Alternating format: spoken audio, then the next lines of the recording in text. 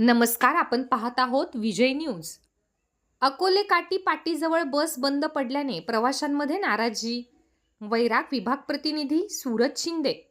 मंगळवार दिनांक 2 डिसेंबर 2025 रोजी सायंकाळी 5:30 वाजण्याच्या सुमारास सोलापूरहून बार्शीकडे जाणारी 4 थांबा बस तांत्रिक बिघाड झाल्यामुळे बंद पडली आहे।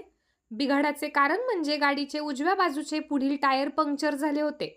बिघाड झालेल्या बसचा क्रमांक MH14 BT 4286 असून बस नान्नज ते कारंबा याच्या दरम्यान असणाऱ्या अकोले काटी पाटीजवळ बंद पडली आहे। बस बंद पडली त्यावेळी बसमध्ये खूप प्रवासी होते। राज्य परिवहन महामंडळाच्या बस गाड्यांच्या सतत होणाऱ्या बिघाडांमुळे प्रवाशांची गैरसोय होत आहे। प्रवाशांमध्ये तीव्र नाराजी व्यक्त होत आहे।